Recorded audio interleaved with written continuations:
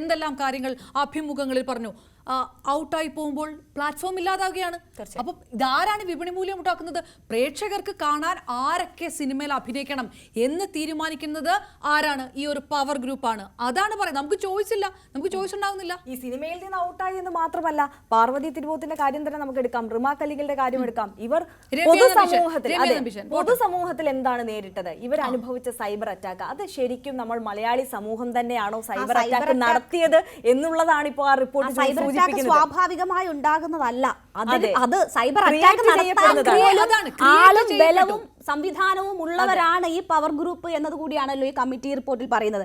പക്ഷേ നമ്മൾ ഇവിടെ അതിന്റെ ഡീറ്റെയിൽഡ് ആയിട്ടുള്ള ചർച്ചയിലേക്ക് പോകുന്നതിന് മുൻപ് നമ്മൾ ഇപ്പോൾ ഈ വിഷയം എന്തുകൊണ്ട് സംസാരിക്കുന്നു, ഇങ്ങനെയുള്ള ഒരു സാഹചര്യത്തിലേക്ക് നമ്മൾ എങ്ങനെ എത്തുന്നു?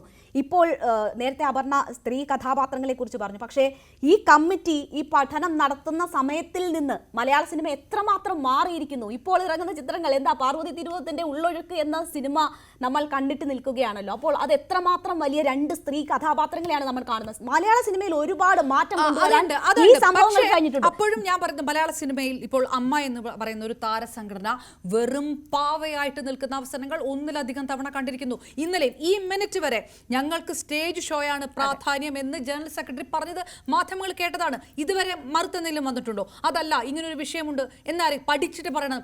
എത്ര സമയമെടുത്തു അവർ പഠിച്ചിട്ട് പറയാൻ? എപ്പോഴാണ് പഠിച്ചിട്ട് പറയുക? ആരാണ് പഠിച്ചിട്ട് പറയുക? ഇതെല്ലാം വിഷയങ്ങളുണ്ട്. അതായത് നീ പറഞ്ഞതുപോലെ ഉള്ളൊഴുക്ക് പോലെയുള്ള സിനിമകളുണ്ട്. പക്ഷേ ഈ കാലഘട്ടം മാറിയപ്പോൾ ഒരു വലിയ ഫൈറ്റ് നടന്ന് മറ്റൊരു ഒരു പാരലൽ ഗ്രൂപ്പ് ഇതിനകത്തുണ്ട്. അവരിൽ നമുക്ക് പ്രതീക്ഷയുണ്ട്. പക്ഷെ മെജോറിറ്റി ആരുടെ കയ്യിലാണ്? മെജോറിറ്റി എന്താണ്? നമ്മളിപ്പോൾ ഭവ്യയിലേക്ക് വരുന്നതിന് മുമ്പ് ഒരൊറ്റ കാര്യം ഈ പോയിന്റിൽ സൂചിപ്പിച്ചോട്ടെ. നമ്മളിപ്പോൾ നമ്മുടെ മാധ്യമ മേഖലയിലെ കാര്യങ്ങൾ പറയുന്നു. നമുക്കിങ്ങനെ സംസാരിക്കാൻ പറ്റുന്നില്ലേ? നമുക്ക് ഈ സിനിമയുടെ അത്രയും പ്രശ്നങ്ങളുണ്ടോ എന്ന് ചോദിക്കുന്നു. പക്ഷേ ഒരു കാലത്ത് എല്ലാ വിഭാഗങ്ങളിലും എല്ലായിടങ്ങളിലും സ്ത്രീകൾ ഇതൊക്കെ തന്നെ അനുഭവിച്ചിരുന്ന കാലഘട്ടങ്ങൾ ഉണ്ടായിരുന്നിരിക്കും. അവിടെ നിന്നൊക്കെ കുറേയധികം സ്ത്രീകൾ ഇതുപോലെ പ്രൊട്ടസ്റ്റ് ചെയ്യാൻ മുന്നോട്ട് വന്ന് അവർ അവകാശങ്ങൾക്ക് വേണ്ടി പോരാടിയെടുത്ത അവകാശത്തിന്റെ ഒരു ഭാഗമാണ് നമ്മൾ ഇപ്പോൾ അനുഭവിക്കുന്നത്. അതുപോലെ സിനിമയിലെ ആ അവകാശ പോരാട്ടം തുടങ്ങാൻ ഏറെ വൈകിപ്പോയി എന്നതാണ് എനിക്ക് തോന്നുന്നത്. എങ്ങനെയാണോ WCC രൂപീകരിക്കും നടി ആക്രമിക്കപ്പെട്ട സംഭവത്തിൽ ആ